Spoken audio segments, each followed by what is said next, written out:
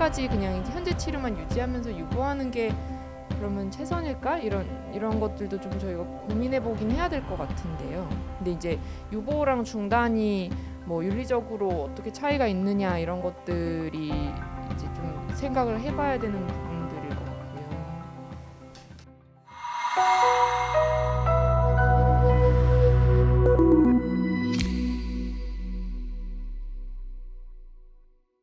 이 환자가 악화된 지 이제 8일이 지났기 때문에 사실은 이게 받아들일 시간 자체가 충분하지 않았던 것 같습니다. 그래서 이제 이 연명의료 중단의 목적 자체가 사실은 이제 무의미한 환자한테 이제 불필요한 고통을 주지 않고 이제 환자의 이런 의사 결정을 존중하기 위한 것인데, 가족들 입장에서는 이제 너무 갑작스럽고 실제로 이게 무의미한지 아닌지, 그러니까 이게 연명 치료가 무의미하다는 것을 아직 제가 보기에는 충분히 이해를 하지 못하고 있는 것 같으시거든요. 그래서 지속적인 면담을 통해서 그러니까 보호자분이 정말 이게 회생 가능성이 없다는 걸 납득하지 않으면 이게 뭐 법적으로 아무리 문제가 없다고 해도 이제 진행을 하는 거는 조금 저도 어렵다는 생각은 듭니다. 그래서 제가 보기에는 이게 임종이 사실 그렇게 길게 남았을 것 같지가 않아서 뭐 가족들이 어쨌든 마음의 준비를 할 시간을 조금 더 가지는 게 좋을 것 같습니다.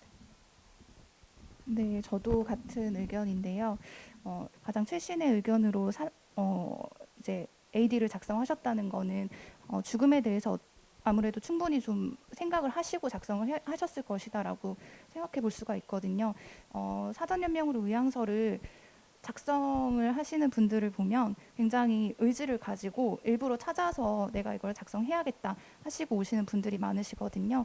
그런 경우를 보면 환자분도 그냥 이렇게 섣불리 이런 거 한번 써볼까 이렇게 쓰지는 않았을 것이다라고 생각이 들고, 자신의 그런 죽음에 대해서 충분한 인지를 갖고 있었을 거라고 생각이 들고, 그래서 지금 의학적으로 회복 가능성이 없는 상태라면 환자분의 그런 뜻을 가장 존중하는 것이 타당하다고 생각을 하고, 그래서 가족분들이 지금 반대를 하고 있다고 하면 환자의 뜻을 수용해 달라라는 것을 좀 강조해서 가족들을 좀 지지하고 설득하는 것이 의료진의 가장 큰 역할일 것 같고, 그런 것이 지금 가장 타당한 상황이라고 생각합니다. 네, 두 분 의견을 마저 잘 들었습니다. 그래서 위원분들 이렇게 말씀하시는 걸 쭉 들으니까 이 사례를 가지고 우리가 두 가지가 좀 혼선되고 있지 않는가 생각이 들어요. 하나는 의학적으로 법적으로 연명으로 유보 중단을 진행하는데 문제가 없는 상황인데, 그것 이외에 이제 가족을 어떻게 돌볼 것인가, 가족의 의사를 어떻게 우리가 이 사례 결정에 반영할 것인가, 담당 의료진도 두 가지를 고민하는 것 같습니다. 첫 번째로는 의료기관 윤리위원회가 담당 의료진의 생각을 지지해 주길 원하는 것 같고, 또 하나는 그렇다고 해서 가족들의 뜻을 무작정 그냥 뭐 무시하고 진행하기보다는 최대한 가족들을 설득을 하고 근거를 다시 제시해서 가족들의 동의를 받고 싶어 하는 것 같아요. 과연 이게 의료기관 윤리위원회 목적도 그렇고 연명으로 결정법이라고 하는 것의 목적도 그렇고 법에 만들어진 취지는 어떻게 하면 임종 과정에 있는 환자에게 환자의 최선의 이익을 보장할 거냐잖아요. 우리가 첫 번째로 결정해야 되는 근거는 이 환자에게 최선의 이득이 되는 결정이 뭐냐.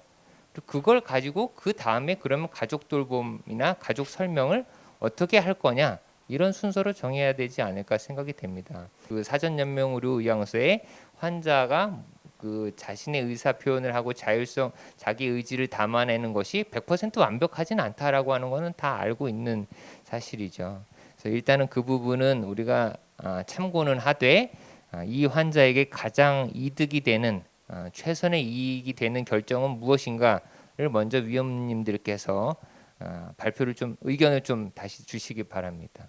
사실 환자에 대한 최선의 이익을만을 생각을 하면 사실 여러 가지 정황상은 임종 뒤에 접어들었다고 생각이 되고 무의미한 연명 치료라고는 생각이 됩니다. 몇 가지 아까 쟁점들이 나왔었는데 잠깐 짚어보면 연명의료 중단과 유보의 윤리적인 차이가 있냐에서는 윤리적인 입장에서는 차이는 없다. 근데 어쨌든 이 사전 연명의료 의향서가 새로 시작하지 않는 것과 위드드롤, 그러니까 철회하는 것은 차이가 없고 그렇지만 어쨌든 더 우린 치료하지 않는다도 일종의 어떻게 보면 연명의료 중단일 수 있는 거죠. 법적인 어떤 조건들이 이런 식으로 갖추어져 있다는 그러면은 해도 되는 거냐라고 바로 가시는 건데 저는 사실 이 법적인 조건들이 필요 조건이다라고 생각해요. 그거 자체가 충분 조건은 아닐 수 있고 그래서 사실 임상적인 맥락에서는 의학적 판단과에 따른 최선의 이익 관점에서 보고 그거를 기반으로 먼저 판단을 먼저 내리는 것이 일단 제일 첫 번째로 필요한 조건이지 않은가라고 생각을 합니다. 그리고 사전 연명 의료 의향서가 아까 말씀하신 불안정한 제도인 거는 사실 외국에서도 굉장히 많이 나오는 얘기들이고요. 그래서 어떤 그 환자의 이제 의사를 대리할 수 있는 다양한 어떤 제도적인 보완들이나 이런 것들이 있기는 합니다. 근데 이 사례에서는 그런 식의 이제 사전 연명 의료 의향서의 내용을 다시 그 재해석할 만한 어떤 그런 것이 있냐에서 사실 좀 부정적이다 이런 게 좀 약간 보완을 좀 말씀드리고 싶습니다. 네.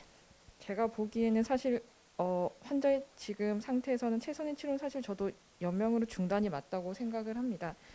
저도 이제 이 환자의 최적의 치료는 중단이 맞다고 생각을 하고 사전 의향서를 안 썼다고 해도 저희가 여기는 중단을 충분히 고려할 수 있을 만큼 최적의 치료는 저는 중단이 맞다고 생각을 하고 네, 저도 일단은 의료진 판단처럼 임종기로 판단하고 정말 이미 강을 건넜다고 생각하는 상황인데요.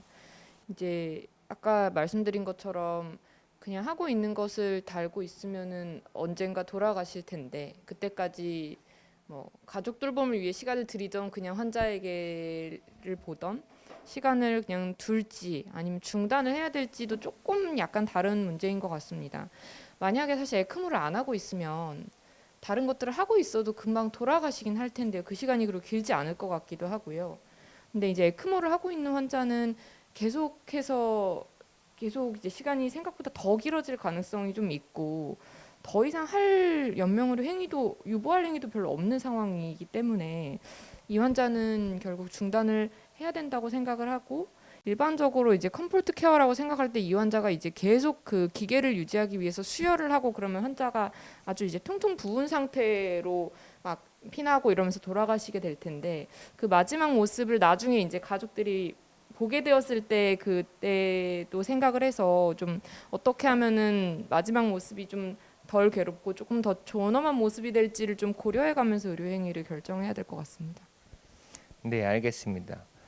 그러면 여기 참여하신 위원분들은 지금 이 환자의 의학적 상태가 최선의 이익을 보장하려면 연명의료를 유보하거나 중단하는 것이어야 된다라고 하는 것은 다 동의하시는 것 같습니다.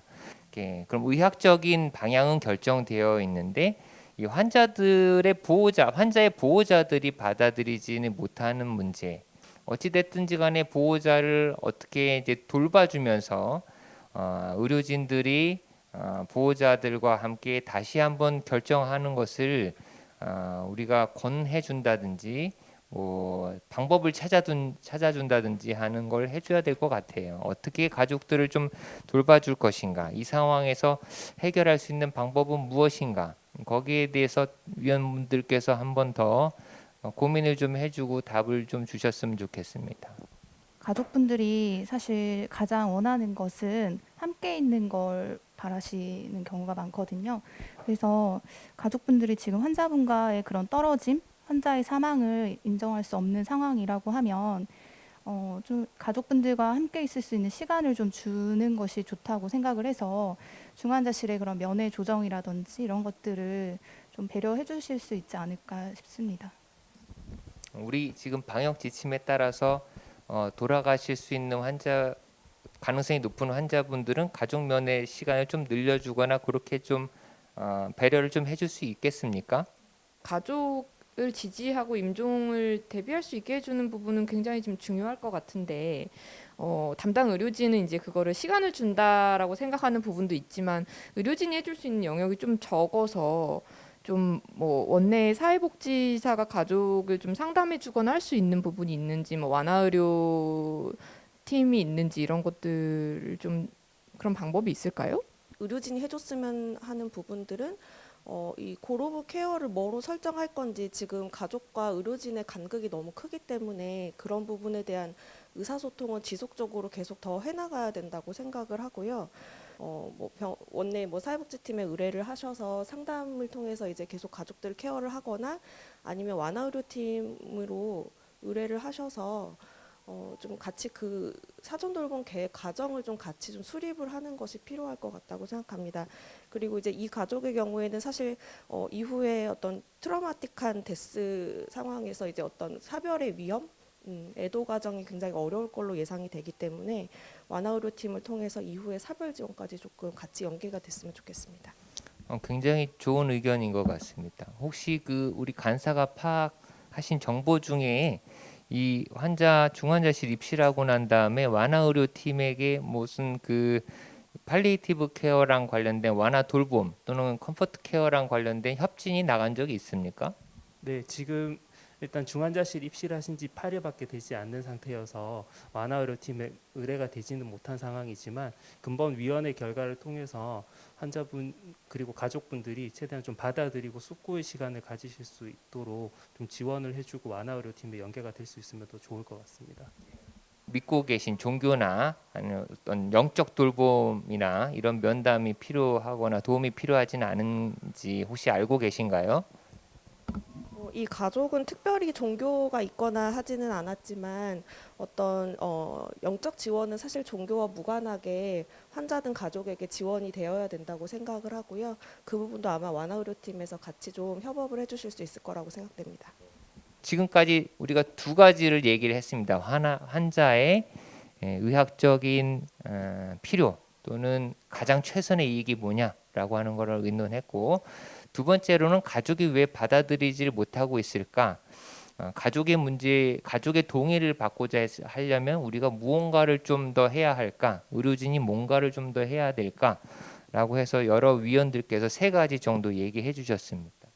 하나는 좀 중환자실 면담 시간을 좀 조절해서 환자 옆에서 좀 환자랑 같이 있을 수 있는 시간을 좀 드리고, 그런 시간이 길어지면 뭐 환자에 대해 죽음에 대해서 보호자분들이 생각해보고 받아들이실 수 있는 기회가 좀 달라지지 않을까 싶고요.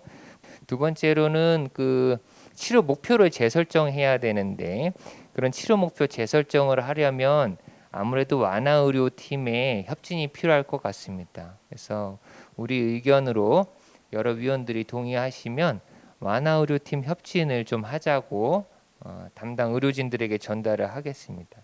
세 번째로는 영적 돌봄이 필요한지 여부 역시도 우리 사회복지사가 다시 한번 가족 면담을 좀 해보시는 게 어떨까 싶습니다.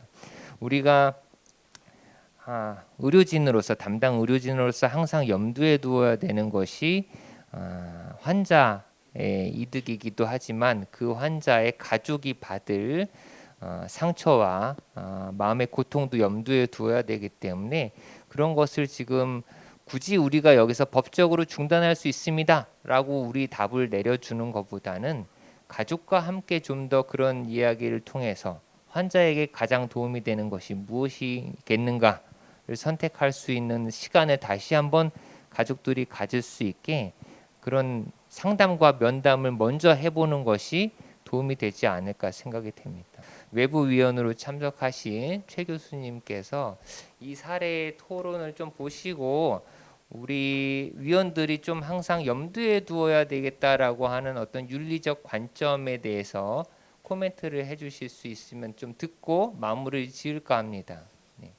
아까 그 사전연명의료의학서관 자율성 존중의 원칙과 이제 최선의 이익 원칙 사이에서 사실 좀 많이 혼란이 있을 수도 있겠다는 생각이 들었습니다. 어떻게 하면 그 환자의 의사를 더 잘 반영할 수 있을까라는 고민으로 다시 가야 되는 부분들이 좀 있는 것 같고요. 사전연명 의료 의향서라는 게 굉장히 법적인 서식으로서만 있지만 사실 그게 정말 자율성을 존중하는 거랑 끊임없이 이제 그걸 환자의 진료를 담당하는 의료진과 가족들이 좀 확인이 해야 될 부분인데 그런 거 없이 하니까 이게 정말 그 환자의 의사를 반영하는 거라는 질문이 당연히 있을 수밖에 없는 것 같고 그 부분에 있어의 프로세스까지 좀 고민을 한다면은 더 좋지 않을까라는 생각을 좀 해봤습니다.